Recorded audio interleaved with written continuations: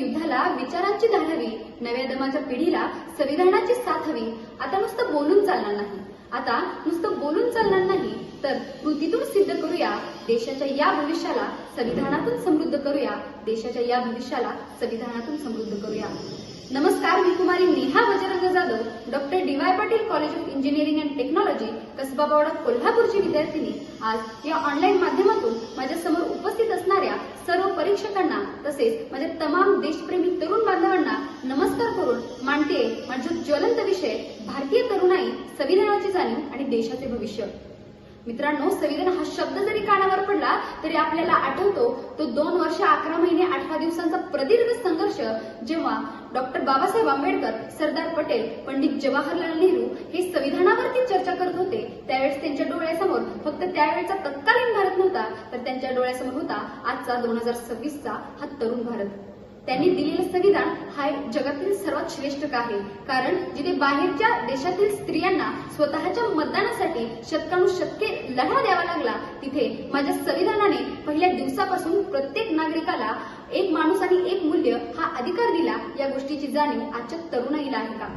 आज भारताची जनता ही 35 वर्षांखालील आहे आणि त्याची टक्केवारी आहे 65, म्हणजे आपण जगातील सर्वात तरुण देश आहोत। पण ही लोकसंख्या फक्त एक तरुणाई म्हणून राहणार की ताकद बनणार? म्हणजे चित्रपटात एक डायलॉग आहे ना की ताकद ही वेळ आल्यावर दाखवायची असते, पण मला असं वाटतं की आमची ताकद ही रस्त्यावर ओरडण्यात नाही, तर आमची ताकद आहे लोकशाहीच्या प्रक्रियेत सहभागी होण्याची आणि आपल्या तरुणांना देशाचं भविष्य दाखवण्याची। ज्याला संविधानाची जाणीव असते ते देशाचा भविष्य असतो, पण ज्या व्यक्तीला संविधानाची जाणीव नसते तो देशापुढील धोका ठरू शकतो। आज आपण तंत्रज्ञानाच्या युगात जगत आहोत, पण तेच तंत्रज्ञान जर संविधानाच्या नीतिमूल्यांना धरून नसेल तर ते विनाशी ठरतं। डेटा प्रायव्हसी असो किंवा अभिव्यक्ती स्वातंत्र्य, या सगळ्या गोष्टींचं संरक्षण आपलं संविधान करतं। त्यामुळे ही गोष्ट लक्षात ठेवली पाहिजे की तंत्रज्ञान हे फक्त साधन आहे आणि संविधान आपलं साध्य। आज जर वास्तवाकडे डोळसपणे पाहिलं तर आपल्याला ही गोष्ट लक्षात येते की आजचा तरुण गुगलवर सर्व काही शोधतोय, पण त्याला संविधानातील मूलभूत हक्क आणि कर्तव्य ठाऊक आहेत का? म्हणजे व्हॉट्सअपवर येणाऱ्या फॉरवर्ड मेसेजवरती आपण विश्वास ठेवतो आणि समाजात तेढ निर्माण करतो। हे वास्तव आपल्याला बदलण्याची गरज आहे। आज या ऑनलाईन माध्यमातून मी तुमच्याशी संवाद साधते। हे अभिव्यक्ती स्वातंत्र्य मला भारताच्या कलम 19 ने दिले। ही या गोष्टीची जाणीव जेव्हा तरुणाईला होईल त्यावेळेस खऱ्या अर्थाने भारत हा प्रगतीच्या दिशेनं पहिलं पाऊल टाकेल। आज एआय आणि तंत्रज्ञानाच्या युगाच्या क्रांतीत आपण जगत आहोत, पण हीच क्रांती जर संविधानाच्या मूल्यांशिवाय झाली तर ती जुलमी ठरेल। कारण येणारा भारत हा फक्त स्मार्ट सिटीजचा नसेल तर तो स्मार्ट सिटीजन्सचा असेल। एक असा नागरिक ज्याला स्वतःचे मूलभूत हक्क माहीत आहेत, पण त्याहीपेक्षा जास्त त्याला स्वतःच्या मूलभूत कर्तव्य माहीत आहेत।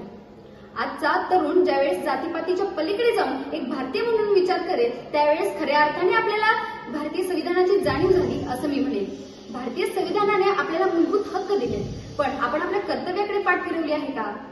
सार्वजनिक मालमत्तेचे रक्षण करणे आणि वैज्ञानिक दृष्टिकोन ठेवणे ही सुद्धा आपल्या संविधानाने आपल्याला दिलेली जबाबदारी आहे। ही गोष्ट आपल्याला कधी समजणार?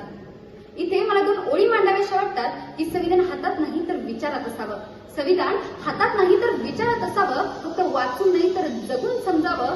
जेव्हा तरुण उभा राहतो तेव्हा देशही दिशा बदलतो, कारण जागा विचार इतिहास स्वतः घडवतो, जागा विचार इतिहास स्वतः घडवतो। तरुणाई ही फक्त आकडेवारीत असून चालत नाही। म्हणजे एका गाजलेल्या पिक्चर मधला डायलॉग आहे ना की पुष्पा झुकेगा नहीं साला, पण मला असं वाटतं की माझ्या देशाचा तरुण हा अन्यायासमोर तेव्हाच झुकणार नाही ज्यावेळेस त्याच्या हातात संविधान असेल। पण संविधान म्हणजे फक्त आर्टिकल्स किंवा कलम पाठ करणे नव्हे, तर संविधान म्हणजे संविधानाची मूल्य, समता, न्याय आणि बंधुता स्वतःच्या रक्तात भिनवणं। याचंच एक जिवंत उदाहरण सांगते। काही काळापूर्वी एका खेडेगावामध्ये आपल्या दलित बांधवाला पाणी नाकारण्यात आलं, विहिरीतलं पाणी नाकारण्यात आलं, पण म्हणून त्याने दगड हातात घेतला नाही किंवा कोणावर वार केला नाही। तो पोलिसांकडे गेला, त्याने कलम 17चा दाखला दिला आणि त्याला न्याय मिळवला। पण ही जी ताकद आहे ना की शस्त्र हातात न घेता न्याय मिळवण्याची, ही ताकद आपल्याला आपल्या संविधानाने दिली आहे। पण ज्या वेळेस मी आपल्या तरुणांना छोट्या छोट्या कारणांवरून हिंसक होताना बघते त्यावेळेस असं वाटतं की आपण संविधान वाचलंय पण अजून आपल्याला ते कळलेलं नाही। डॉक्टर बाबासाहेब आंबेडकर आपल्या संविधान सभेच्या शेवटच्या भाषणात असं म्हणतात की की आपण राजकीय लोकशाही तर मिळवली, पण जोपर्यंत आपण आर्थिक आणि सामाजिक लोकशाही मिळवत नाही तोपर्यंत लोकशाही धोक्यात राहील. पण ही सामाजिक दूरी बुजवण्याचं सामर्थ्य आजच्या या तरुणाईच्या मंडळात आहे. फक्त त्यांनी जातीपातीच्या पलीकडे जाऊन एक भारतीय म्हणून विचार करावा, तेव्हा संविधानाचं हे स्वप्न नक्कीच पूर्ण होईल.